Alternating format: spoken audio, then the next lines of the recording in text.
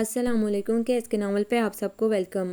ایک خوبصورت ناول پیش کر رہے ہیں جس کا نام ہے محبت کا تقاضا ہے۔ ناول کی رائٹر ہیں فرح اسلم قریشی۔ چلیے چلتے ہیں ناول کی جانب۔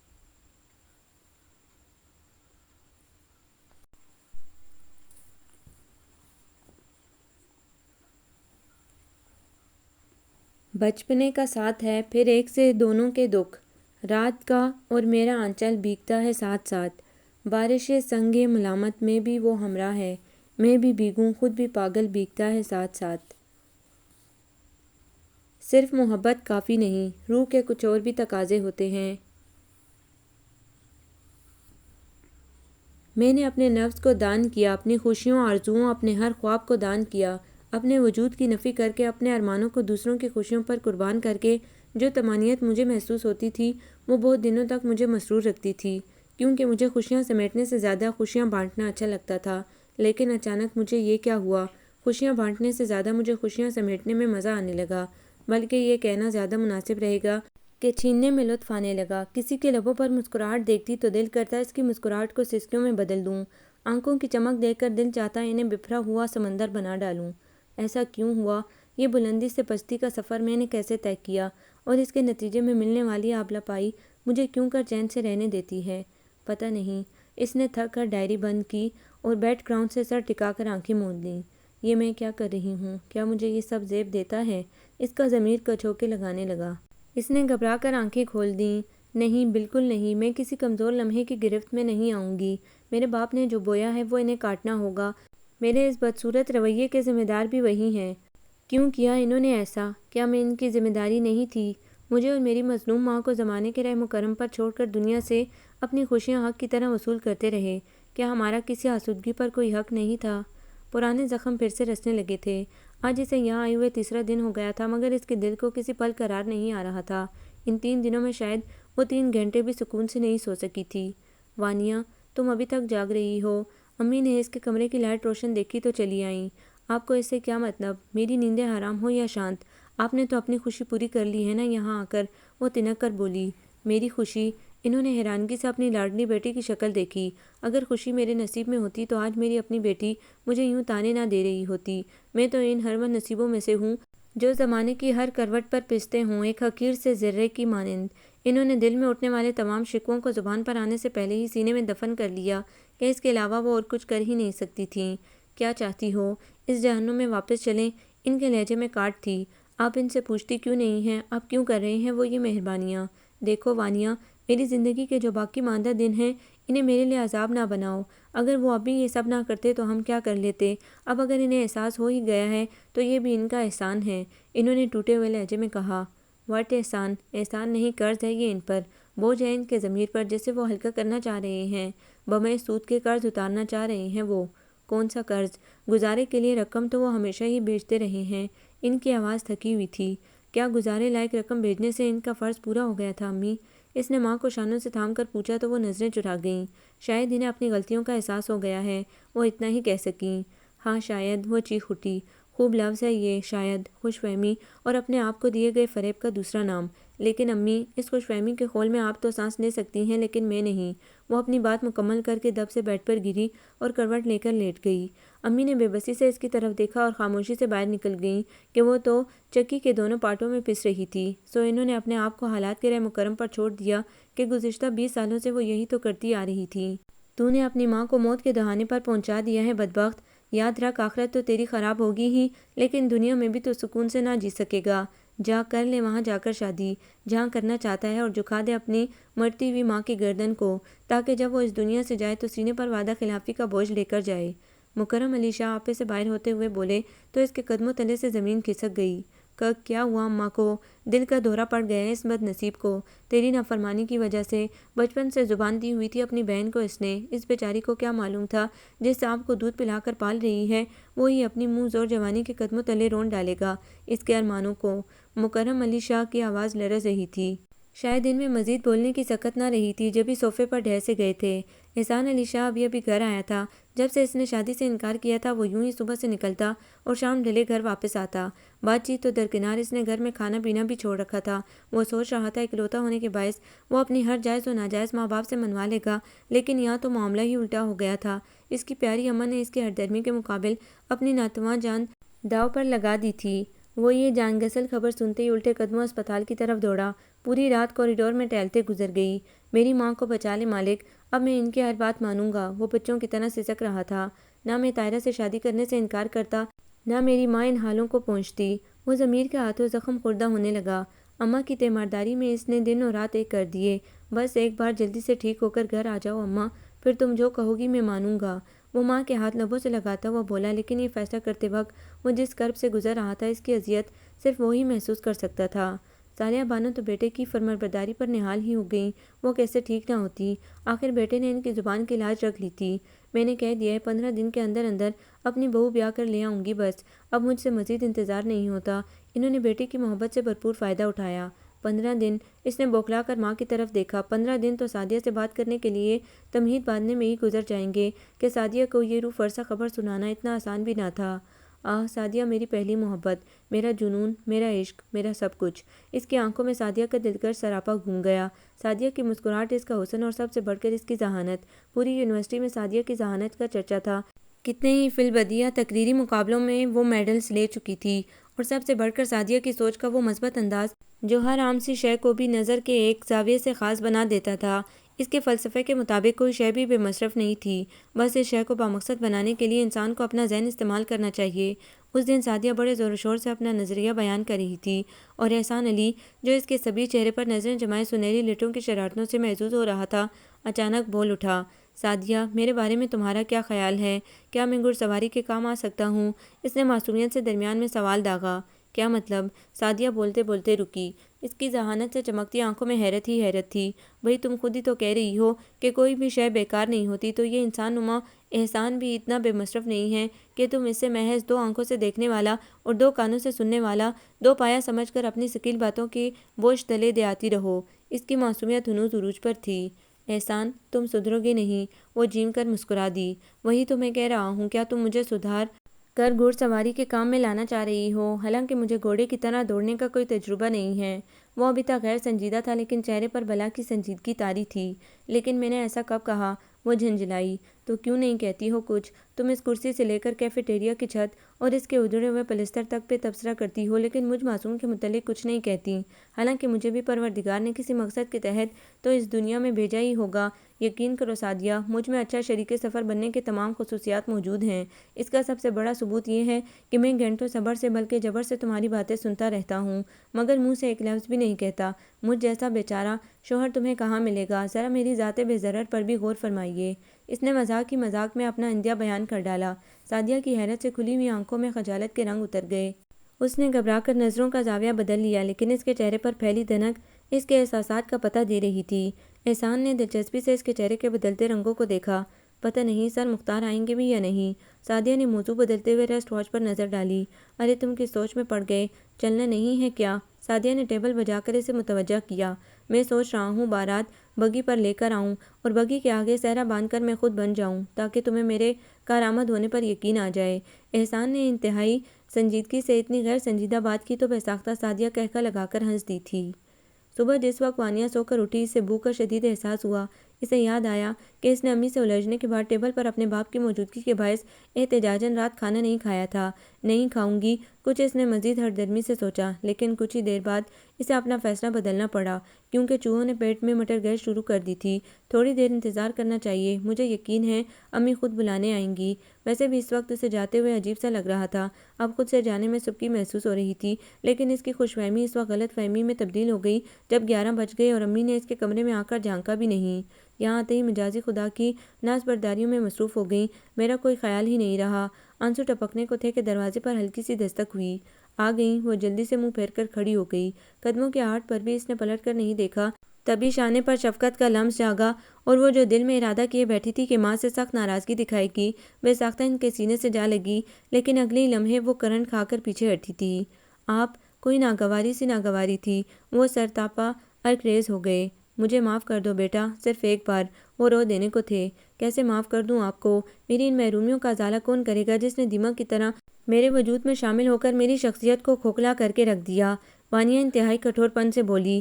میں جانتا ہوں بیٹا، لیکن کیا جانتے ہیں آپ کو کیا معلوم کہ غیر کے در پر رہنے کا عذاب کیا ہوتا ہے، جب منہ میں جانے والا ہر لقمہ آپ کو اپنی اوقات یاد دلائے؟ کیسے بھول جاؤں میں یہ سب؟ وہ ہذیانی ہو کر چیخی۔ نہیں چاہیے آپ کی شفقت، چلے جائیں آپ یہاں سے۔ وہ دونوں ہاتھوں میں چہرہ چھپا کر رو پڑی۔ ان 3 دنوں میں نہ جانے کتنی مرتبہ انہوں نے بیٹی پر اپنی شفقت نچھاور کرنا چاہی تھی، مگر اس نے تو اپنے دل کو پتھر سے بھی زیادہ سخت کر لیا تھا۔ اس کے ارد گرد بنی ہوئی بدگمانی کی دیواریں اتنی مضبوط تھی کہ وہ لاکھ چاہنے کے باوجود اپنی محبت کی ضربوں سے ان میں شگاف نہیں ڈال سکے تھے۔ وہ شکست خوردہ سے باہر چلے آئے۔ آپ یہاں آرام سے بیٹھ جائیں، کب تک ایسے کھڑے رہیں گے؟ ان کی زندگی کی ساتھی کس طرح ہم وقت ان کی دلجوئی کر رہی تھی، بغیر کسی شکوے، بغیر کسی شکایت کے۔ وہ مجھ سے نفرت کرتی ہے، شدید نفرت۔ وہ زیر لب بڑبڑائے۔ آپ کی محبت کی آنچ اس کی نفرتوں کی دیواروں کو پگھلا کر رکھ دے گی، آپ دیکھنا، ایسا ضرور ہوگا۔ شوہر کی شکست خوردگی ان سے برداشت نہیں ہو رہی تھی۔ انہیں وانیا پر بہت غصہ آ رہا تھا، جو کسی طرح بھی ٹھنڈی ہونے پر تیار نہیں تھی اور مسلسل اپنے بابا کی محبت کا جواب مسلسل نفرت سے دے رہی تھی۔ کیا یہ سچ ہے کہ محبت اپنا آپ منوا کر رہتی ہے؟ کیا واقعی ایسا ہوتا ہے؟ نفرت کتنی شدید ہو لیکن محبت کی آنچ اسے پگھلا کر رکھ دیتی ہے۔ شوہر کے اس سوال پر وہ نظریں چرا کر رہ گئیں۔ ان کی غیر یقینی ٹھیک ہی تو تھی۔ اگر واقعی ایسا ہوتا تو جب آپ میری محبت کو ٹھکرا کر جا رہے تھے، اس فلسفے نے اس وقت اپنا اثر کیوں نہ دکھایا؟ انہوں نے دل میں سوچا، لیکن منہ سے کچھ نہ کہہ سکیں کہ بعض باتیں کہہ دینے سے اپنا اثر زائل کر دیتی ہیں، اور ان کے کچھ نہ کہنے کے باوجود جو پچھتاوا انہیں اپنے شوہر کے چہرے پر نظر آ رہا تھا، اسے دیکھنے کے بعد مزید کچھ کہنے کی گنجائش کہاں نکلتی تھی۔ سعدیہ نے بالکل بے تاثر چہرے کے ساتھ احسان علی شاہ کی پوری بات سنی تھی، لیکن اندر سے اٹھنے والے طوفان پر اس نے جس طرح بند باندھا ہوا تھا، یہ صرف وہی جانتی تھی۔ یہ الگ بات کہ اپنے آپ کو کمزور ظاہر کر کے وہ احسان علی کے فیصلے کو کسی طور بھی بدلوانے کی روادار نہیں تھی۔ وہ ان عورتوں میں سے تھی جو اپنی نسوانیت کا بھرم ہر حال میں قائم رکھتی ہیں۔ اسے اپنی انا اپنی محبت سے زیادہ عزیز تھی۔ تمہیں مجھے پہلے سے آگاہ کرنا چاہیے تھا کہ تمہاری بچپن سے نسبت طے ہے، تاکہ میں تمہارے بڑھتے ہوئے قدموں کو وہیں پر روک دیتی جہاں سے میرے لیے تمہارے خیالات تبدیل ہوئے تھے۔ پوری بات سننے کے بعد سعدیہ نے اطمینان سے یہ چند جملے ادا کیے تھے۔ احسان علی شاہ نے حیرت بھری نگاہوں سے اس کے سپاٹ چہرے کی طرف دیکھا۔ وہ تو سمجھ رہا تھا کہ اس کی بات سننے کے بعد سعدیہ روئے گی، اسے بزدلی کا طعنہ دے گی، بے وفا کہے گی، لیکن سعدیہ کی سرد مہری بتا رہی تھی کہ محبت میں جتنا آگے احسان علی جا چکا ہے، سعدیہ کی محتاط روش ابھی اس منزل سے بہت پیچھے ہے۔ سچ مچ اس کی مردانگی پر اس وقت گہری ضرب پڑی تھی۔ وہ تو کچھ اور ہی سوچ کر آیا تھا، بدلتے وقت کے تقاضے کے تحت کچھ نئے ارادوں کے ساتھ محبت کے تقاضے نبھانے کے لیے محبت کو امر کرنے آیا تھا۔ پھر بھی اس نے ہمت نہیں ہاری۔ سعدیہ، میں چاہتا ہوں کہ طاہرہ سے شادی کر کے اپنے والدین کی عزت اور ان کا مان بھی رکھ لوں، اور وہ جھجک کر رکا تو سعدیہ کی ہموار پیشانی پر کئی بل پڑ گئے، اور سعدیہ نے سوالیہ انداز میں استفسار کیا، اور اپنی محبت بھی حاصل کر لوں؟ مجھے یقین ہے سعدیہ کہ طاہرہ سے شادی کرنے کے بعد جب میں یہ قدم اٹھاؤں گا تو میرے والدین بھی مجھے اپنے حقیقی خوشیاں سمیٹنے کی رعایت ضرور دیں گے۔ محبت کی شدت انتہا پر تھی۔ میں کسی ہفتہ وار بازار میں بکنے والا کوئی رعایتی مال نہیں ہوں، اور احسان علی شاہ میں، جس نے کبھی کسی بے جان شے کو بھی بے وقت نہیں جانا، اپنی ذات کو اتنا بے مول کر دوں گی، یہ تم نے سوچا بھی کیسے؟ اس کی شعلہ بار نگاہوں میں کیسی حدت تھی کہ احسان علی شاہ بوکھلا کر رہ گیا۔ میرا یہ مطلب ہرگز نہیں تھا سعدیہ۔ یہاں بات صرف میری ذات کی نہیں ہے احسان علی، بلکہ 2 عورتوں کے وقار کی ہے، جنہیں تم اتنا بے اختیار سمجھ رہے ہو کہ ایک حاصل ہونے کے بعد دوسری تمہیں مفت مل جائے گی، جیسے سرف کے پیکٹ کے ساتھ صابن فری مل گیا۔ اس نے استحضائیہ کہا۔ کیوں؟ وہ چیخ اٹھی۔ کیا طاہرہ انسان نہیں ہے؟ اس کے سینے میں دل نہیں ہے، یا پھر اس کی اہمیت صرف اتنی ہی ہے کہ وہ بس ایک عورت ہے اور کچھ نہیں؟ احسان علی شاہ نے نہ صرف اس کے جذبات کو ہرٹ کیا تھا، بلکہ اپنا مردانہ روپ بھی اس پر عیاں کر دیا تھا، اور وہ تو ان لوگوں میں سے تھی جو کسی جانور کی بھی حق تلفی نہیں کرتے، چاہے جائے کہ اپنی جیسی ایک عورت کی حق تلفی ہو۔ ایسا تو وہ سوچ بھی نہیں سکتی تھی۔ یہی وجہ تھی کہ اس وقت احسان علی سے اپنی محبت نہیں، بلکہ ایک خود غرض انسان نظر آ رہا تھا، جو دونوں صورتوں میں اپنے ہی فائدے پر نظر رکھے ہوئے تھا۔ اسے سعدیہ اور طاہرہ دونوں میں سے کسی کے جذبات کی قطعی کوئی پرواہ نہیں تھی۔ وہ بہت اعتماد سے اپنی جگہ سے اٹھی۔ آج سے ہمارے راستے الگ الگ ہیں۔ مجھے ڈھونڈنے کی کوشش مت کرنا، اس لیے کہ آج کے بعد میں تمہیں بالکل بھی نہیں جانتی، اور میں اجنبیوں سے راہ و رسم رکھنے کی عادی نہیں ہوں۔ وہ جانے کے لیے آگے بڑھی تھی کہ احسان علی شاہ کی بے قراری نے قدموں سے لپٹنا چاہا۔ سعدیہ، مرد ہونے کے ناطے اپنے بھرم کو تو قائم رکھو احسان علی شاہ۔ تم جانتے ہو کہ جو لوگ فیصلہ کر کے راہیں بدلتے ہیں، انہیں پیچھے سے پکارنا کتنی بڑی بے وقوفی ہے۔ اس نے بڑے ناپ تول کر الفاظ ادا کیے تھے۔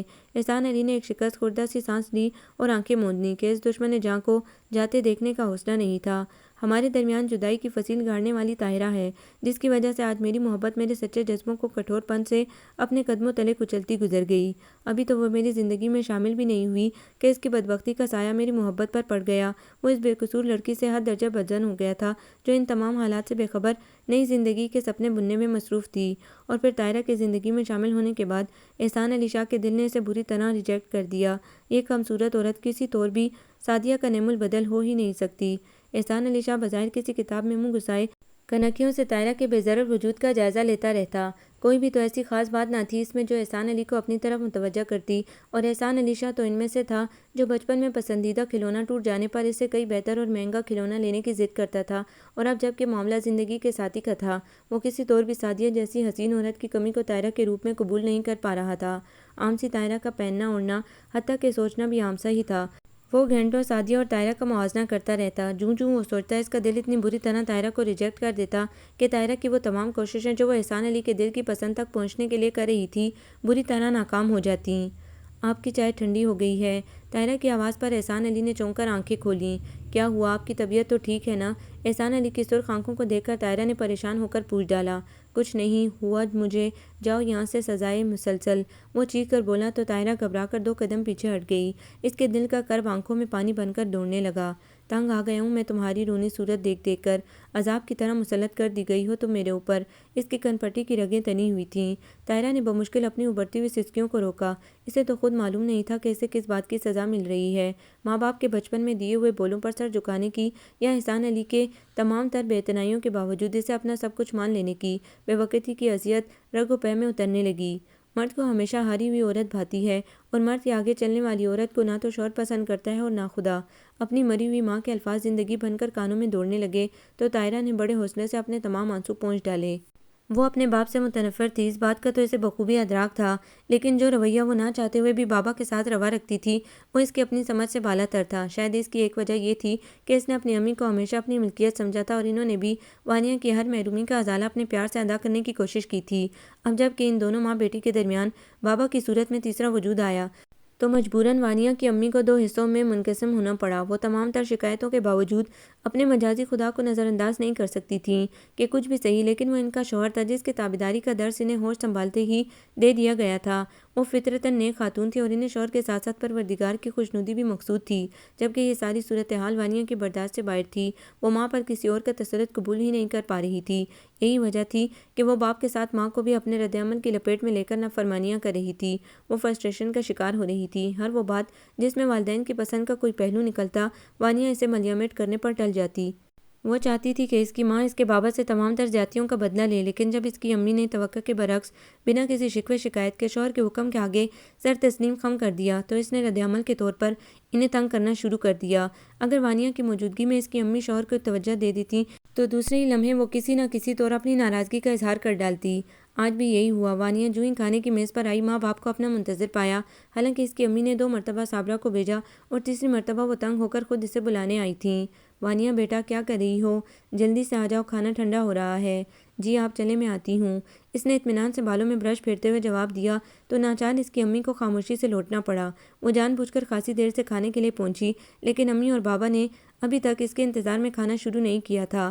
چلو بھائی کھانا نکالو، ہماری بیٹی آ گئی، بابا نہایت پیار سے اس کی طرف دیکھتے ہوئے بولے، جنہیں وانیہ نے نہایت سرد مہری سے نظر انداز کیا۔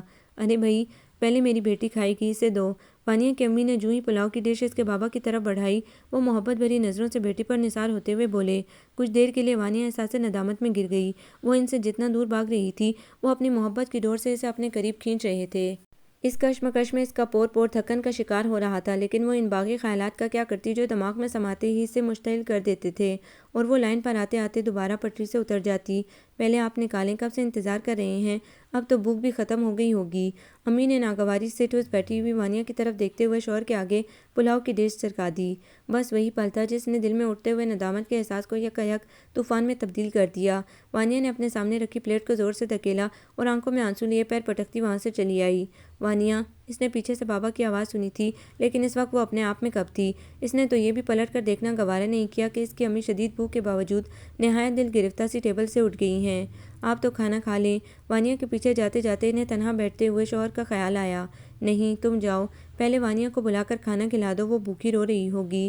گہرے ملال نے انہیں توڑ کر رکھ دیا تھا۔ محبت کی پامالی کیسی گہری ضرب لگاتی ہے، اس کا احساس شاید اس سے پہلے انہیں کبھی نہیں ہوا تھا۔ سچ بتاؤ، تم نے مجھے کتنی بددعائیں دی تھی جو مجھ پر عذاب کی طرح اتر رہی ہیں۔ انہوں نے بیوی کی طرف دیکھا۔ میں نے آپ کو کبھی بددعا نہیں دی، کبھی بھی نہیں۔ وہ چہرے پر ہاتھ رکھ کے رو دیں۔ اچھا، وہ استہزائیہ ہنسے۔ تمہیں پتہ ہوگا نا کہ منہ سے نکلی ہوئی بددعا سے زیادہ دل سے نکلی ہوئی اثر رکھتی ہے۔ آنکھوں کی سرخی، ان میں چمکتی نمی اور ہونٹوں پر پھیلی تلخ سی مسکراہٹ نے عجیب سا تاثر ان کے چہرے پر پیدا کر دیا تھا۔ میں تو روز اول سے ہی قصوروار گردانی گئی ہوں۔ وہ تو آپ کی بیٹی ہے، ناراضگی کا اظہار کرنا جانتی ہے، لیکن کبھی میرے دل کے اندر جھانک کر دیکھیں، محرومیوں کے جال نے کس طرح اندر ہی اندر میرے دل کو جکڑ رکھا ہے۔ میں نے تو کبھی کاتب تقدیر سے شکوہ نہیں کیا، تو پھر آپ سے شکوہ کر کے بھلا مجھے کیا مل جائے گا؟ پتہ نہیں میری آزمائشوں کے دن کتنے طویل ہیں۔ وہ ایک طویل سانس لے کر رہ گئیں کہ یہ سب شوہر کے سامنے کہنے کی ان میں ہمت کہاں تھی۔ وانیہ اپنے کمرے میں پہنچ کر بے اختیار ہی پھوٹ پھوٹ کر رونے لگی۔ امی کے رویے سے اسے بہت دکھ پہنچا تھا۔ روتے روتے نہ جانے کس وقت اس کی آنکھ لگ گئی۔ پیاس کی شدت جب نیند میں بھی محسوس ہونے لگی تو اس کی آنکھ کھل گئی۔ کمرے میں ملکجہ سا اندھیرا پھیلا ہوا تھا۔ اس نے لائٹ جلا کر وقت دیکھا، شام کے 6 بج چکے تھے۔ اس کا مطلب تھا وہ 4 گھنٹے تک سوتی رہی۔ اس نے پانی پینے کی غرض سے سائڈ ٹیبل سے جگ اٹھایا تو وہ خالی تھا۔ گلاس ہاتھ میں تھامے وہ کمرے سے باہر آ گئی۔ پورے گھر میں محب سا سناٹا پھیلا ہوا تھا۔ وہ آہستہ آہستہ چلتے ہوئے لاؤنج میں آئی، وہاں بھی کوئی نہیں تھا۔ 2 قدم مزید آگے بڑھ کر اس نے امی بابا کے بیڈ روم کی جانب دیکھا۔ دروازہ پوری طرح کھلا ہوا تھا اور خاموشی بتا رہی تھی کہ وہاں بھی کوئی نہیں ہے۔ اس نے چاہا کہ امی کو آواز دے، لیکن ناراضگی کے باعث اس نے اپنے آپ کو ایسا کرنے سے باز رکھا۔ اب تو وہ اور بھی زیادہ امی سے بدگمان تھی، کیونکہ اس سے پہلے ایسا کبھی نہیں ہوا تھا کہ وہ کسی وجہ سے کھانا نہ کھائے اور امی اسے اس کے حال پر چھوڑ کر مطمئن ہو جائیں۔ انہیں یہ بھی خیال نہیں آیا کہ وہ بھوکی ہے۔ آنکھیں ایک مرتبہ پھر برسنے کو تیار ہو گئیں۔ وانیہ بی بی، آپ کے لیے کھانا لے آؤں؟ وہ چونک کر پلٹی۔ صابرہ جواب کے انتظار میں اسی کی جانب دیکھ رہی تھی۔ تم ابھی تک گئی نہیں؟ وانیہ نے ایک مرتبہ پھر وال کلاک پر نظر دوڑاتے ہوئے پوچھا۔ نہیں جی، آپ کے اٹھنے کا انتظار کر رہی تھی، صابرہ نے گیلے ہاتھ دوپٹے سے پونچھتے ہوئے جواب دیا۔ کیوں، یہ لوگ کہاں گئے؟ وانیہ نے اپنے لہجے کی ناگواری چھپانے کی ضرورت محسوس نہیں کی تھی۔ جی، کون لوگ؟ صابرہ بالکل نہیں سمجھ سکی۔ وہی میرے ماں باپ، اور کون؟ وانیہ قدرے برہمی سے بولی تو صابرہ نے حیرانگی سے اس کی طرف دیکھا۔ جی پتہ نہیں، میں تو کھانے کے برتن رکھ رہی تھی۔ صاحب جی بیگم صاحبہ کا ہاتھ پکڑے گاڑی کی طرف جاتے ہوئے بولے کہ وانیہ اٹھے تو اسے کھانا دے دینا، اور جلدی سے گاڑی میں بیٹھ کر نکل گئے۔ صابرہ نے مکمل تفصیل بتائی۔ اب انہیں میری فکر کیوں ہونے لگی؟ وانیہ نے تلخی سے ماں کے متعلق سوچا۔ وہ اس وقت کو بالکل بھول گئی جب اس کی امی بالوں میں انگلیاں پھیر پھیر کر اسے سلاتی اور خود پوری رات آنکھوں میں جاگ کر گزار دیتی۔ امی، آپ سوئی نہیں ابھی تک؟ میرا سر گود میں رکھے بیٹھی ہیں۔ وہ آنکھ کھل جانے پر حیران ہو کر پوچھتی۔ میری بیٹی کے سر میں درد تھا، پھر بھلا میں کیسے سو جاتی؟ تم سو جاؤ، مجھے تو یوں بھی راتوں کو جاگنے کی عادت سی ہو گئی ہے۔ لگتا ہے نصیب کے ساتھ نیندیں بھی روٹ گئی ہیں۔ ان کی بھیگی آواز میں ڈیر و دکھ نوحہ کناں رہتے، لیکن اس وقت جو خناس دماغ میں جمایا ہوا تھا، اس نے وہ ساری باتیں بھلا دی تھیں۔ کیسے تفریح کرتے پھر رہے ہیں دونوں، ایسے ہوتے ہیں ماں باپ۔ وہ ایک مرتبہ پھر فرسٹریشن کا شکار ہونے لگی۔ جاؤ تم یہاں سے، نہیں چاہیے مجھے کھانا۔ وہ غصے میں تل ملا کر صابرہ پر چڑھ دوڑی۔ صابرہ منہ لٹکائے باہر کی جانب چل دی، لیکن جاتے جاتے اسے اچانک خیال آیا کہ وانیہ گھر میں اکیلی ہے، اس لیے وہ باہر بنے ہوئے مختصر سے لان میں جا کر بیٹھ گئی۔ ضبط کی تنابیں ٹوٹنا شروع ہوئیں تو وانیہ لاؤنج میں پڑے صوفے پر گر کر رونا شروع ہو گئی۔ اسے روتے ہوئے چند منٹ ہی گزرے تھے کہ کسی کے آنے کی آہٹ ہوئی۔ اندر آنے والے نے قدرے دلچسپی سے اس کے لرزتے وجود کو دیکھا تھا۔ او ہو، لگتا ہے ایگزامز میں ناکامی کا سوگ منایا جا رہا ہے۔ وانیہ نے روتے روتے چونک کر سر اٹھایا۔ نہیں، آپ اپنا شغل جاری رکھیں، مجھے تو یوں ہی قیاس آرائیاں کرنے کی عادت ہے، ہنوز اطمینان سے فرمایا گیا۔ ویسے ایک آدھ پیپر میں رہ گئی ہیں یا پوری کی پوری ناؤ ڈوب گئی؟ نہایت ہمدردانہ لہجے میں پوچھا۔ وانیہ کے تلووں سے لگی، یہ کون بدتمیز ہے جو بغیر اجازت گھر میں داخل ہو گیا، اوپر سے ایسے بدفعل بھی منہ سے نکال رہا ہے، کیونکہ آئندہ ماہ اس کا رزلٹ حقیقت میں آؤٹ ہونا تھا۔ کون ہیں آپ؟ وہ اٹھ کر کھڑی ہو گئی۔ پہلے آپ بتائیں، آپ کون ہیں؟ اسی انداز میں الٹا سوال داغ دیا گیا۔ ایک چشمہ لگوا لیں نظر کا، دکھائی نہیں دے رہا میں ایک لڑکی ہوں؟ ٹھیک ہے، پھر ایسا کروں گا، 2 چشمے بنوا لوں گا، ایک آپ کے لیے بھی۔ اجنبی بے تکلفی سے صوفے پر بیٹھتا ہوا بولا۔ وہ کس لیے؟ وانیہ اس کی ڈٹھائی سے زیادہ سوال پر حیران ہوئی۔ وہ اس لیے کہ پہلے آپ نے مجھ سے پوچھا تھا کہ میں کون ہوں۔ اس کا مطلب ہے کہ آپ کو بھی واضح طور پر نظر نہیں آ رہا کہ میں ایک عدد لڑکا ہوں، اور وہ بھی بے حد اسمارٹ اور ڈیشنگ۔ خاص خوش فہمی ہے آپ کو، حالانکہ شکل سے تو آپ ڈاکوؤں کے سرغنہ لگ رہے ہیں۔ وانیہ نے دل کی بات زبان پر لانے میں دیر نہیں کی، کیونکہ آج کل ڈاکوؤں کا طریقہ واردات کچھ اسی قسم کا ہوتا ہے۔ کسی گھر میں اطمینان سے داخل ہوئے، فریج کھولا، سیب نکال کر کھا لیا، کچن میں داخل ہوئے، پہلے کھانا تناول فرمایا، اس کے بعد گھر کا صفایا کیا اور یہ جا وہ جا۔ ویسے آپ غضب کی قیافہ شناس لگتی ہیں۔ وہ تقریباً 6 فٹ کا شرابی رنگت اور گہری سیاہ آنکھوں والا اجنبی قدرے نزدیک آ کر بولا تو وانیا کے چھکے چھوٹ گئے۔ کیا مطلب؟ وانیا کا چہرہ متغیر سا ہو گیا۔ خطرے کا احساس ہوتے ہی اس نے دونوں ہاتھ کانوں پر رکھ کر چیخ مارنا چاہی۔ 1 منٹ، اجنبی زور سے بولا۔ وانیا نے چیخنے کا ارادہ ملتوی کر کے خوفزدہ نظروں سے اس کی طرف دیکھا۔ چیخ بعد میں مارنا، پہلے مجھے ہتھیار تو نکالنے دو۔ اجنبی نے اطمینان سے جینز کی جیب میں ہاتھ ڈالا۔ صابرہ! وانیا پوری قوت سے چیخی تھی۔ اس سے پہلے کہ لان میں بے دلی سے بیٹھی صابرہ اس تک پہنچتی، وہ زمین پر تیورا کر گر چکی تھی۔ ارے انہیں کیا ہوا؟ اجنبی نے جیب سے ہاتھ نکال کر چوئنگم کا ریپر کھولتے ہوئے رک کر وانیا کے ساکت وجود کو غور سے دیکھا۔ کیا ہوا ارسل صاحب؟ صابرہ گھبرائی ہوئی بولی۔ پتہ نہیں، میرا خیال ہے مجھ سے ڈر گئیں۔ خیر تم جلدی سے پانی لاؤ، محترمہ کو ہوش میں لانے کی کوشش کروں۔ ارسل پنجوں کے بل زمین پر بیٹھتا ہوا بولا۔ سنہری بالوں کی لٹیں چہرے پر بکھری ہوئی تھیں۔ ارسل نے آہستہ سے اس کے چہرے پر سے بال ہٹائے۔ گھنی پلکیں عارض پر سائے فگن تھی۔ وہ کچھ لمحے مبہوت سا رہ گیا۔ کس قدر معصوم حسن ہے، ہرنی کی مانند۔ اسے ڈری ڈری سہمی ہوئی عورتیں ہمیشہ اٹریکٹ کرتی تھیں۔ اگرچہ عمر لڑکپن کی حدود چھوڑ چکی ہو، لیکن حسن لڑکپن کی معصومیت سے ہاتھ نہ چھڑا سکے تو یہ دونوں صفات مل کر عورت کی کشش میں بے پناہ اضافہ کر دیتی ہیں۔ وانیا کو اتنے قریب سے دیکھ کر اسے اپنے تمام پسندیدہ رائٹرز کی وہ ہیروئنز یاد آنے لگیں جو حسین بھی تھیں اور معصوم بھی۔ ہیگو، ہارڈی، ملٹن، موپساں، شاید سب ارسل کی طرح سوچتے تھے۔ نہیں، اصل میں تو وانیا کے اندر اسے مستنصر حسین تارڑ کے ناول کی ہیروئن پاسکل کی جھلک نظر آئی تھی۔ بات بات پر رونے والی اور ہر بات پر ہنسنے والی، تھوڑی سی ضدی، تھوڑی سی الرٹ، لیکن بہت زیادہ حسین۔ وہ اپنے سوچنے کا شغل جاری رکھتا، لیکن صابرہ پانی سے بھرا گلاس اٹھائے دوڑی چلی آئی۔ یہ لیں صاحب پانی۔ ارسل نے گلاس ہاتھ میں لے کر وانیا کے چہرے پر پانی کے چھینٹے مارے۔ صابرہ جلدی سے نیچے بیٹھ کر اس کے ہاتھ مسلنے لگی۔ وانیا بی بی، یا اللہ کیا ہو گیا انہیں؟ وہ بے حد گھبرائی ہی تھی۔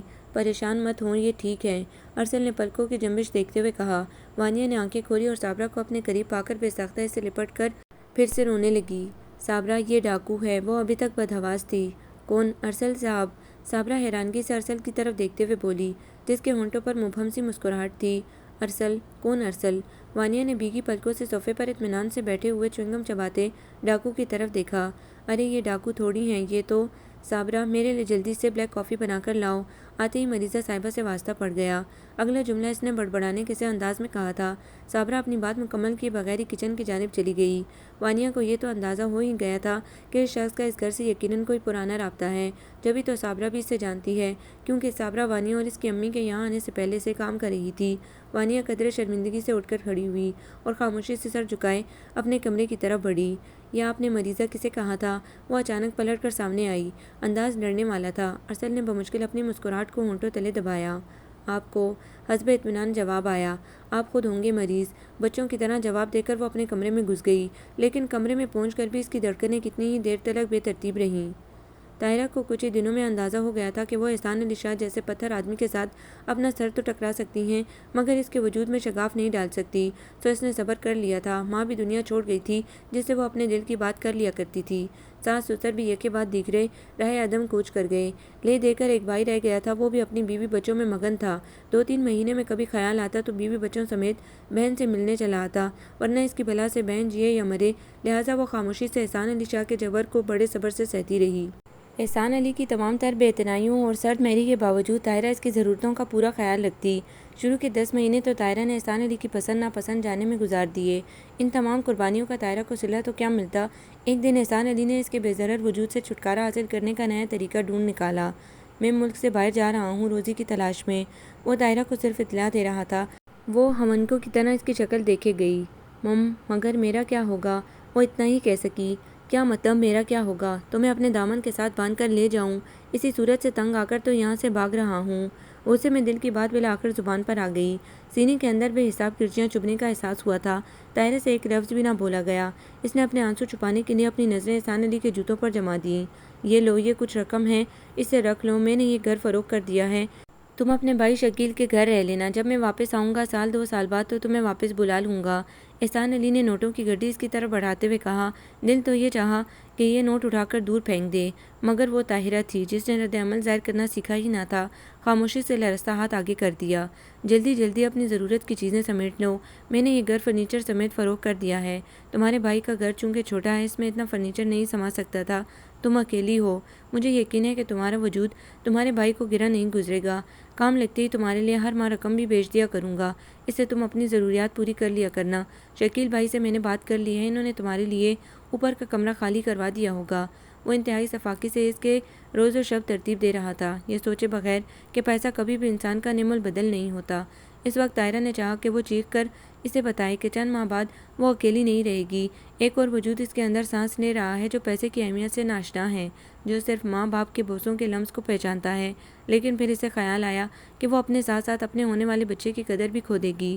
اس نے خاموشی کو بہتر جانا اور آنسوؤں کو نصیب، اور پھر احسان اندیشہ چلا گیا، یہ دیکھے بغیر کہ اس اکیلی کے وجود کو دیکھ کر اس کی بھابھی کے ماتھے کے بلوں میں کتنا اضافہ ہو گیا تھا۔ واہ طاہرہ بیگم، تمہیں ایک مرد قابو کرنا بھی نہ آیا، آگے کیا کرو گی؟ شاید کسی مرد کو قابو کرنا ان کے نزدیک سب سے آسان کام تھا، کم از کم شکیل بھائی کو دیکھ کر تو یہی اندازہ ہوتا تھا۔ بہرحال بات تو بھابھی نے پتے کی تھی۔ اس نے خالی خالی نظروں سے بھابھی کی طرف دیکھا تھا، جن کے ہونٹوں پر ایک طنزیہ سی مسکراہٹ تھی۔ اس کا مذاق اڑاتی، اسے سرتاپا ارکریز کرتی ہوئی اس نے بڑی مشاقی سے اپنے ابلتے آنسو سینے میں اتار لیے۔ شاید یہ پہلا کام تھا جو اس نے بڑی مہارت سے سر انجام دیا تھا۔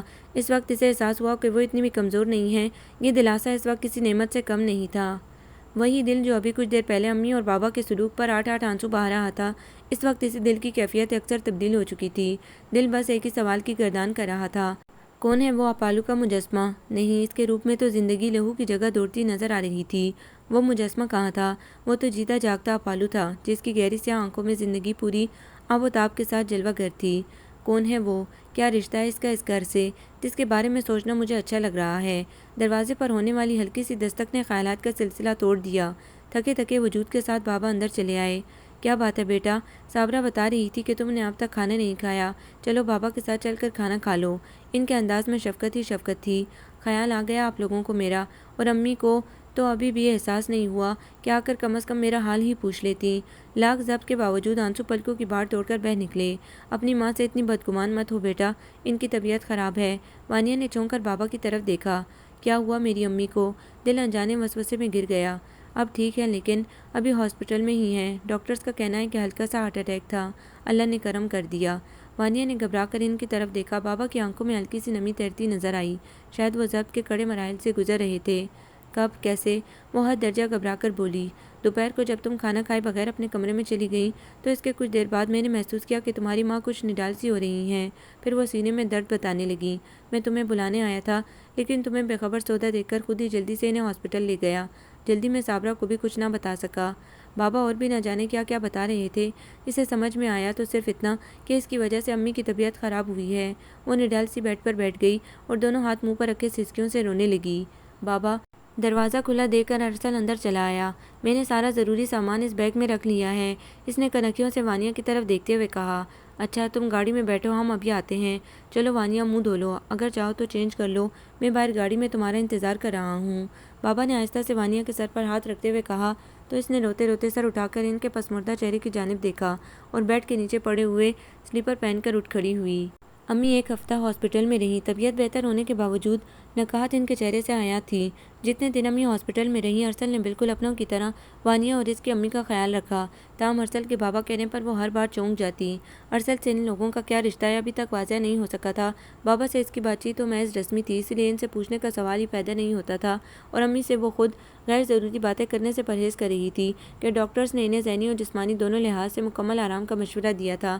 لیکن کچھ بھی صحیح، ارسل سے اس کا جو بھی رشتہ تھا یا نہیں تھا، البتہ جو جذبات ارسل کی موجودگی میں وہ محسوس کرتی تھی وہ اس کی اپنی سمجھ سے بالاتر تھے۔ اسے صرف اتنا پتہ تھا کہ اس کی غیر موجودگی میں اس کی نگاہیں اس کے وجود کی منتظر رہنے لگی تھیں، اور اس کی موجودگی دل کی دھڑکنوں کو خطرناک حد تک بڑھا دیتی تھی۔ اسے ارسل کے متعلق سوچنا اچھا لگنے لگا تھا۔ اس کے وجہ سراپے میں کوئی ایسی بات تھی جو اسے دوسرے مردوں سے ممتاز کرتی تھی۔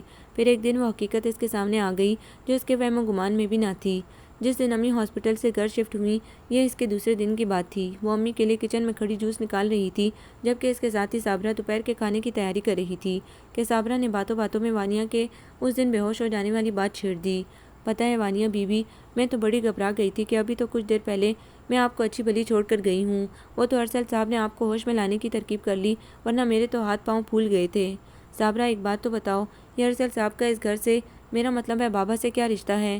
وانیہ نے جھجکتے ہوئے پوچھ لیا۔ آپ کو نہیں پتہ؟ صابرہ کے انداز میں غیر یقینی سی تھی۔ نہیں، وانیہ واقعی شرمندہ ہو گئی تھی۔ ہاں شاہد صاحب نے، میرا مطلب ہے آپ کے بابا نے آپ سے چھپایا ہوگا۔ صابرہ نے خاصی رازداری سے وانیہ کے قریب آ کر کہا تو وانیہ نے قدرے ٹھٹک کر اس کی طرف دیکھا۔ اصل میں آپ کے یہاں آنے سے کوئی مہینہ ڈیڑھ پہلے سے میں یہاں کام کر رہی ہوں۔ دراصل یہ بنگلہ میرے پرانے مالکوں کا ہے۔ جب آپ کے بابا نے یہ بنگلہ خریدا تو میں نے یہ آپ کے بابا سے کہا کہ اگر آپ کو ملازمہ کی ضرورت ہو تو مجھے ہی رکھ لیں۔ تو آپ کے بابا نے کہا کہ ٹھیک ہے، میں اسی طرح یہاں کام کرتی رہوں، اور انہوں نے یہ بھی بتایا کہ جلدی ان کی بیوی اور بیٹی بھی یہاں آ جائیں گی۔ ذرا بنگلے میں رنگ و روغن کروا لیں۔ یوں میں یہاں صرف کھانا پکانے کے لیے آنے لگی۔ آپ کے یہاں آنے سے پہلے ارسل میاں پہلے بھی یہاں آئے تھے۔ اس وقت صاحب نے مجھے بتایا تھا کہ یہ ارسل میاں ان کے بیٹے ہیں اور باہر ملک میں پڑھتے ہیں۔ یہ دونوں باپ بیٹا پہلے ساتھ ہی امریکہ میں رہتے تھے۔ اب صاحب تو یہاں آ گئے، لیکن ارسل صاحب اپنی تعلیم مکمل کرنے کے بعد یہاں آئیں گے۔ صابرہ کی تفصیل ابھی جاری تھی، لیکن وانیہ کو لگا اس کچن کے در و دیوار اس کے سر پر آ گرے ہوں۔ میرا خیال ہے آپ کے بابا نے باہر ملک میں بھی شادی کر رکھی ہوگی۔ ارسل صاحب اسی بیوی سے ہوں گے، یوں وہ آپ کے بھائی ہوئے۔ صابرہ اس کی کیفیت سے بے خبر بولے چلی جا رہی تھی، جبکہ وانیہ کے کانوں میں ایک ہی جملہ گونج رہا تھا، آپ کے بھائی، آپ کے بھائی۔ پتہ نہیں وہ کچن سے کس طرح اپنے کمرے تک پہنچی۔ صابرہ نے کچھ دیر حیرانگی سے جاتی ہوئی وانیہ کی پشت کو دیکھا اور تعجب سے گردن ہلاتے ہوئے اپنے آپ سے بولی، بیچاری کو اب پتہ چلا ہوگا کہ اس کے باپ نے وہاں دوسری شادی کر رکھی ہے۔ ہائے، بے خبری بھی بڑی نعمت ہے۔ یہ ایک ایسا انکشاف تھا جس نے وانیہ کو ہلا کر رکھ دیا تھا۔ اس کا پورا وجود زلزلوں کی زد میں تھا۔ یا خدا، یہ کیا ہو گیا؟ کیوں میں انجانے میں اس کے حوالے سے خواب بننے لگی؟ مجھے کیوں نہیں پتہ چلا کہ وہ میرا بھائی ہے؟ میرے خون نے جوش کیوں نہیں مارا؟ وانیہ بی بی، فلم اور زندگی میں بڑا فرق ہوتا ہے۔ ضروری نہیں ہے کہ وقت کی ہر کروٹ تمہیں سرشاری دے اور توقع کے عین مطابق حالات میسر آ جائیں۔ ضمیر ہاتھوں میں آئینہ لیے کھڑا تھا۔ اس نے دونوں ہاتھوں سے سر تھام لیا۔ زندگی میں پہلی بار اتنے خوبصورت جذبے سے آشنا ہوئی تھی۔ کیا پتہ تھا کہ یہ نادانی اتنے مقدس رشتے کے تقدس کو پامال کر کے رکھ دے گی؟ اف، میری بے لگام سوچیں، کاش میں ان پر پیرا بٹھا سکتی تو آج اس طرح اپنی نظروں میں آپ نہ گری ہوتی۔ اسے کسی پل قرار نہیں تھا۔ وہ خجالت و شرمندگی کے اندھے کنویں میں پڑی تھی۔ لیکن اس میں میرا کیا قصور ہے؟ قصوروار تو میرا باپ ہے، جس نے اتنی بڑی بات مجھ سے چھپائی یا بتانے کی ضرورت ہی محسوس نہیں کی۔ وہ ایک مرتبہ پھر اپنے بابا سے متنفر ہونے لگی۔ شاید یہ میری عمر کا تقاضا تھا کہ میں نے عجلت میں محبت کا دریا پار کرنا چاہا، یہ جانے بغیر کہ کاغذ کی ناؤں سے بھی کبھی دریا پار ہوئے ہیں۔ لیکن مجھے ایسا کیوں محسوس ہوتا تھا کہ ارسل کی آنکھوں میں میرے لیے پسندیدگی کے جذبات ہیں؟ اگر میں لاعلم تھی تو وہ تو سب جانتا تھا کہ میں بابا کی سگی بیٹی ہوں۔ پھر ایسا کیوں ہوا؟ وہ روتے روتے سوچ میں پڑ گئی۔ ہو سکتا ہے یہ بھی میری نادانی اور ناسمجھی ہو، میری خوش فہمی ہو، جس نے ارسل کی نظروں کو دوسرا مفہوم دے دیا ہو۔ اس کی شخصیت کا وقار ٹکڑے ٹکڑے ہو کر بکھرنے لگا۔ وہ اس وقت اذیت ناک صورتحال سے دوچار تھی، وہ بھی تنہا، نہ کوئی چارہ گر، نہ رفیق۔ احسان علی شاہ کے جانے کے کوئی 7 ماہ بعد طاہرہ کے ہاں بیٹی کی ولادت ہوئی۔ جو ہی احسان علی کا فون آیا، بھابی نے اسے یہ خبر سنا دی۔ طاہرہ نے اس وقت بھابی کو تشکر بھری نظروں سے دیکھا، جنہوں نے اس کی اتنی بڑی مشکل آسان کر دی تھی، ورنہ وہ تو یہی سوچ کر پریشان ہو رہی تھی کہ وہ کس طرح احسان علی کو یہ خبر سنائے گی اور احسان علی کا جانے کیا رد عمل ہو، کہ اسے تو اس بات کی خبر بھی نہ تھی کہ وہ باپ بننے والا ہے۔ ہو سکتا ہے اس بات پر وہ ناراضگی کا اظہار کرے کہ طاہرہ نے اسے اتنی بڑی خوشخبری کیوں چھپائی، لیکن جب اس نے دھڑکتے دل کے ساتھ بھابی کے ہاتھ سے فون لیا تو احسان نے صرف اتنا کہا، ٹھیک ہے، میں کوشش کروں گا کہ اگلے ماہ سے کچھ اضافے کے ساتھ رقم بھیجا کروں، فی الحال میرے آنے کا کوئی ارادہ نہیں ہے۔ جب کانوں میں ٹوں ٹوں کی آواز آئی تو طاہرہ کو اندازہ ہوا کہ احسان فون بند کر چکا ہے۔ وہ کتنی ہی دیر بے یقینی کی کیفیت میں ریسیور ہاتھ میں تھامے کھڑی رہی۔ ارے کیسا بے حس آدمی ہے! بیٹی کی خبر سن کر یہ بھی نہ پوچھا کہ کیسی ہے، کس پر گئی ہے، کیا نام رکھا ہے، دنیا سے نرالا مرد ہے۔ بھابی کی بڑبڑاہٹ اونچی ہوئی تو طاہرہ نے ٹوٹے دل کے ساتھ ریسیور کریڈل پر رکھ دیا اور نمناک آنکھوں سے گود میں لیٹی نو مولود بچی کی طرف دیکھا، جو باپ کے سرد رویے سے بے خبر میٹھی نیند سو رہی تھی۔ نہ جانے کیوں طاہرہ کو ایک آس تھی کہ احسان علی کے پتھر دل میں بیٹی کی خبر سن کر کچھ نرمی آ جائے گی، شاید وہ یہ فرمائش کر دے کہ بچی کے رونے کی آواز فون پر سنوا دوں۔ یہی سوچ کر طاہرہ بچی کو گود میں لیے فون سننے چلی آئی تھی، لیکن طاہرہ کی طرح وہی بے وقتی بچی کا بھی نصیب ٹھہری۔ اوپر اپنے کمرے کی طرف جاتے جاتے اس کا دھیان لاؤنج میں رکھے ٹی وی کی طرف چلا گیا۔ مغنیہ بڑے جذبے سے گا رہی تھی، تو کیا یہ طے ہے کہ اب عمر بھر نہیں ملنا، تو یہ عمر ہی کیا تم سے گر نہیں ملنا۔ وہ تھکے تھکے قدموں سے بچی کو سنبھالے زینہ چڑھ گئی اور جتنے آنسو بھابی کی موجودگی کی وجہ سے چھپا رکھے تھے ایک ایک کر کے سب بہا دیے، کہ سانس کے بعد یہ آنسو ہی اس کے غمخار تھے۔ شوہر سے لے کر بھائی کے گھر اور اس میں رکھی ہوئی کسی بھی شے پر اس کا کوئی اختیار نہیں تھا، حالانکہ احسان علی کی طرف سے بھیجے جانے والی رقم اور جوں کی توں بھابی کے ہاتھ میں تھما دیتی تھی، اور بھابی بڑے استحقاق کے ساتھ رقم لے کر چند سو اس کے ہاتھ میں تھما دیتی۔ یہ لو اپنے کپڑے لتے کے لیے رکھ لو، وہ بغیر احتجاج کیے خاموشی سے نوٹ مٹھی میں دبا لیتی۔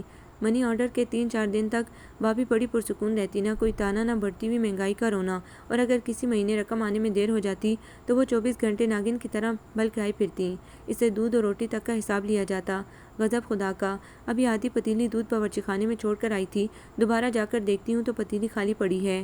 وہ یہ تک نہ کہہ پاتی کہ جو آدھی پتیلی دودھ آپ باورچی خانے میں چھوڑ کر آئی تھی وہ برتن دھونے کی غرض سے پتیلی خالی کر کے ایک کپ میں ڈال کر فریج میں رکھ دیا ہے، کیونکہ وہ جانتی تھی کہ بھابھی ہر بات پر نظر رکھتی ہیں۔